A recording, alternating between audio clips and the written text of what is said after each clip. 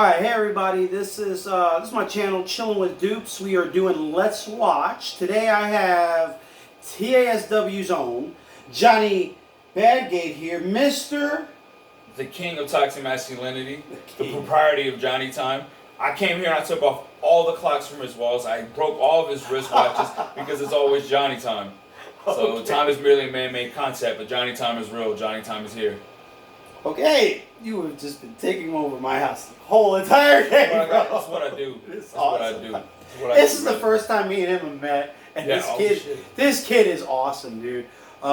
If you haven't seen any of his matches, just hit the Google machine, man. Johnny Badgate, TASW, hit their stuff. Where else are you wrestling right now, my man? I do lucha shows. Do a lot of lucha shows. Here in Houston. Yeah, Miliano's Broadway. So I'm definitely starting to branch out. Definitely starting to, wrestle more. And TR, what was it? Texas Prodigy Pro. Texas Prodigy Pro. Debuting for UPW soon when all this is really? When all this, yeah, been in talks with that, so I'll probably be going to UPW sometime this year. I'm supposed to do that before all this happened, but how much you weigh? 230, baby. Shoot. Close to you to 205. Oh man, I had. Man, this is a nice belt. Oh, this is a nice belt. Bart, don't let it happen, bro. Come on, Johnny. I'm a heavyweight, so I'm going right for the heavyweight. All so, right. Nate Slater. I mean. All right, hey, hold on, bro. Like, get in the door first. Get in the door first. Hey, man, I count my chickens right before they hatch. You know what I'm saying? You know he's gonna be tagged to this. He's gonna bring his name up. Okay. He should. Okay. He needs to hear this. Jesus Christ. We're not even putting out flyers yet. Hey, we're already freaking getting fantasy matches. Hey, my thing, it's not a fantasy, man. My thing is this: I didn't get in this business to hang out backstage. I got in this business to be a professional wrestling superstar. You feel me? Understandable. So, speaking of professional wrestling, we are going to dive into today a very, very particular figure that's very crucial to what you're doing today. A very big proponent in your career. We're going to dive into a Rick Rude match today. And probably the second. Obviously, I couldn't find the one that I wanted to go through today. Right. That's another story, guys. But today we're going to be watching one of my favorite wrestlers as a kid, as much as I'm embarrassed to say it. And obviously his, it's from kid to adult, obviously, Ravishing Rick Rude. A big influence on your life and your career, right? And my DNA. And my DNA. Which I've said before is, I've done the geography. It's not too far off. So, they don't call me El Hito. I was just like, is he real? Well, back then they went. So, but anyways, that's for another time. I want to ask you, what are the positive influences Rick Rude has had in your career, not just your career, but just what you bring to the table in wrestling? The relation there in wrestling. Well, there's obviously just a simple fact of like how we talk about off camera bringing value to shows. Okay. Looking good on a flyer, just that simple aspect right there is looking good on a flyer. I mean, Rick Rude in a body guy era. You're straight up as fuck right now, aren't you? Oh, bro, straight up. Gotta look good on a flyer, man. Rick Rude was like the body guy. You know what I'm saying? Looked good, took pride in his physique. So there's that aspect of it too. But there's an aspect of like making the matches good no matter what, and that's not necessarily means like chain wrestling. He didn't have a shit match. Yeah, he didn't have a shit match. What shit match did Rick Rude have? I don't know. Put in the comments if you can name one, because you can't really name one. For real, and his selling, and like I said, he made lemonade like a motherfucker, didn't he? The fact that he was like a super tough guy, but he didn't let that the match happen. We're about to watch The Ultimate Warrior, guys. Okay, me and him are about to watch The Ultimate Warrior from Wrestlemania V. If that's not lemonade, I don't know what it is. And we've talked about this off camera. He is very well known for his series of matches that he's had with the Ultimate Warrior. And, to me, I've known him, I believe, and it's so funny because it's tag team partner, all Warriors tag team partner. I honestly feel like he had better matches with Sting. Obviously, Sting was a better worker. That's a really good. But Real Rude, you know, I honestly, here's the thing, and I never saw the match ever happen. I don't know if it ever came to fruition at some point, but before his career came to where it was, in ring, I believe he was set to do battle with Vader in WCW. Yeah. And that never came because of what happened in Japan. Yeah, unfortunately. With him and Sting, unfortunately, and that shit happened. He's hitting such a great stride in his career at that point. Yeah, and you know, So the thing is, and I don't know how you feel. I've been doing this for a while, and I watched that match, and I honestly feel like the travel, you know, they shouldn't have been doing the shit that they were doing. Yeah. They were. It was. I think they were too. They had to be exhausted. Yeah. You know, so I think that had played a lot into it, but that's here nor there. And we want to stay on topic here. You know, those are the good influences that he's had on, you know, and he's had a lot of good influences on wrestling. And just, I think, oh my bad. No, go. Yeah, but just like I said, not just like the selling, but like everything he does, boom, hits a move, involves that crowd right away. And that's another thing too, is like, that's one thing that I really I remember do. him botching either. Yeah, that too, smoothness, you know. But that's, you know, those Minneapolis guys, the guys that have been through Vern, Yeah. the guys that been to that fucking high school, that cult, I swear to God, we should have just had kids in that, just went to that. Just straight up. But also, and that's something, that's the aspect I take is like, making that crowd part of the match. Right. You make them part of the match. That's one thing I took pride in, and I've never, from what I remember, and I've only been wrestling a year on shows for a year, but there's never really been aspects of somebody on their phone. I've never seen anybody texting when I'm wrestling. And Rick, and obviously, if the camera's out, it's on you. Yeah, and that's what you want. Yeah, and that's one thing I look at is just like, people are glued to what I'm doing. I'm always the loudest person at every show I'm on. I try my hardest to be the loudest. Worst case scenario, I'm the loudest. I'm bringing, between me and my opponent in that ring right there, I'm bringing eyes. I'm bringing attention to that. Yeah. Just being loud. Filling your role. It's like Rock says, know your role. You Yeah. know? That's what you're doing. So, anyways, guys, we're gonna jump into this match. So, what we're doing here, if you're not familiar with the program, we are picking a match, and we are going to watch it. We're expecting you to watch it with us. We have it on mute, and I'll double check after that. We have it on mute so that we can do our commentary. You can either view it with us. You can either, I mean, there's probably people that have seen this match. This match is more than 30 years old. You know, you could probably just watch the commentary, whatever you want to do. So we have the match pulled, and very importantly, we are not watching the WWE Network, just because of the heavy editing and what we have available. We are watching a re-release from 2005, I believe. It is the compilation release. They released them individually, but it's that one. It's a very uncut. It should be the pay-per-view version. So, if you can get to that, and I doubt this match is chopped down too much. So, if you have to watch it on the network, that's fine. Just keep up with us. I'm sure it's not going to be that much of a big difference. So, this is Wrestlemania 5, Ultimate Warrior versus Rick Rude. We've pulled up the chapter. We're going to press play here in a second. Johnny, you ready? I'm definitely ready. All right, let's hit it. Johnny time. Yes, sir. Rude time. And 1, on 3. 1, 2, 3, start. Alright, so now we're at WrestleMania 5. This is Caesar's Palace. Johnny, what are you... bring this back, man. Just these camera angles right here, man, how they're zooming back and just showing you just how big that crowd is. Mm-hmm. Just how many people are there. Oh, the pose down. Pose down. I know you got to pop for this. Oh, I got to pop. Because you're a body guy like me. Man, me and Nate Jolly, man. Me and Nate Jolly. Okay, so shoot right now. Who really wins this pose down?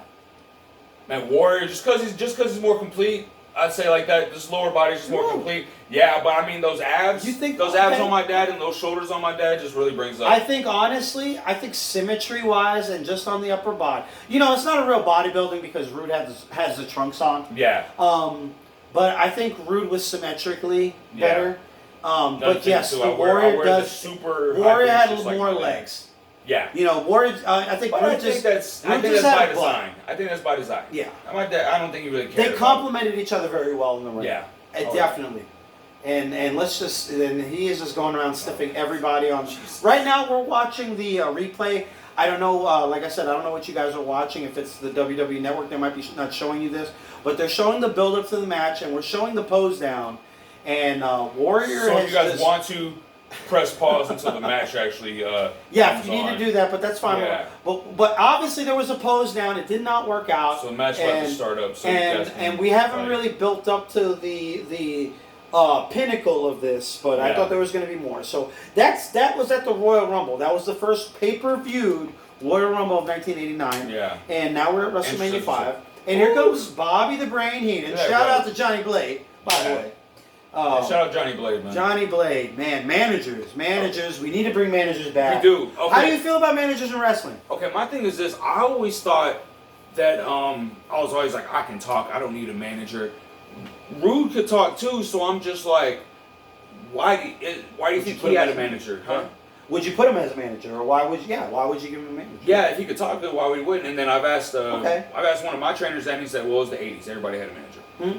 The heels had a manager. Yeah, heels had managers.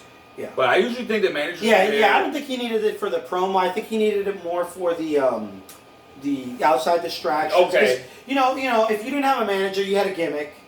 You have a valet you had a shock stick. I mean, well, he had a shock stick and a manager, but a valet would be perfect. A valet. Or something. You had something there. That's something that. Look at that hair. Ooh, I hope you guys got it. 80s, bro. It's still pretty hot today. Man, dude, It's still pretty hot today. I want to rock. I want to have a standalone mustache. Hold up. Oh, we gotta keep everything down. He's talking. Yeah. This was just. I mean, there was nobody that like there was never a time that he did not ever get heat for this. That's what I'm saying. Like, he got heat every time. He changed it every time. Yeah. He made it fit for every city that he was in. And the thing is like perfect about this is how, like, of course this works on TV. They're showing the women like checking them out. So it's just like you know men are going to be coming to the shows. Yeah. So it's just like legitimately that's what you call legitimate heat. Yeah. It's like women women legitimately look at him like, damn, like, dude, look at that. Heel. And look at those tights. Look at those tights. It's like I have to put it on my crotch. Yes. I was Shawn Michaels before Shawn Michaels. Bro. Every time honestly, whenever I'm cutting and I'm dieting, trying to lean up, and I started trying to think about slipping on my dieting stuff, man, I put on a Rick Rude match. My pops, and I'm just like, man. Just shock yourself before I put the pizza. Like, what's his name on Dodgeball? Oh, yeah. Dwight Goodman. And here is the Warrior. Wow. I mean, Jesus, you really felt like this guy was... Energy, man. You really felt like he was the next Hogan. I mean, I really wish he had a little bit more charisma. It could have happened. I think he had a unique charisma. He did, but he needed... Oh, here we go. Okay, we're going to start it. This is... See, look at the cell. Look at the cell. He's like, this guy is so belt. jacked. He needs the belt, bro. How awesome is that? Johnny, take over. Yeah, man. So like I said, he's not afraid to make himself look a little dumb. You know, he need the belt. But Warrior is so much bigger. So look, and he is making it. He is like, I mean, this is Superman right now. Exactly. And like I said, Warrior has the red cape right now. And not to get too much fourth wall breaking, but in a shoot fight, Rick Rude probably would have tossed up. Oh, I mean, I don't think Warrior had a lot of shoot fights. Exactly. But like I said, for the match to make him look, to shine this guy up, make this guy look so good.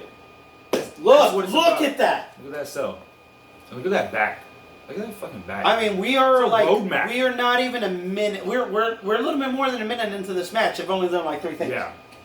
You know, they're just went back and forth, and that crowd is invested. The crowd is on their feet. But I mean, they built it up over time. We built it up over television, which True. I really wish there was a little bit more. I wish they showed more, but just and this is this is very unique because this is a very heelish thing. Almost. Yeah, it's almost like a heel thing to do. Yeah. Which I think in a sense, in a physical sense, and almost in a working sense, Warrior is kind of the heel. Yeah. In the work, because he's more powerful. Yeah. He's really more powerful. I think Rude, the longer the match goes, the more it's in Rude's favor. The shorter it goes, the more it's in Warrior's favor. So like, it's tights, I know. That's Warrior back there. The tights just. I mean, all you had to do is take the robe off. Exactly. Really. Whether he had a belt, where his tights just. You go back to Jake the Snake Roberts, which with his wife. That was classic shit right there. Like, I mean, that's what I know Rude for. Yeah. I don't even know him like because I tell people, I was like, you realize the Attitude Era was way before the Attitude. That's a man. That's Attitude That was Era. his wife. That's not attitude. Okay, that's a man's wife on your dick. What's more Attitude Era? Drinking beer and pushing your. That's a man's wife on your dick, bro. On your dick. Exactly. Getting on the top rope. So nice drop kick. So although I don't think I've ever seen him do that. He's done it a couple times. Look at that kick out. Oh my god. So no sell like a motherfucker. And so that's really showing. He no sold. I think he's lost. Right. He's got to be lost right now. So like. The psychology of it is so deep. There's more psychology than just like heel shouldn't be leaving his feet.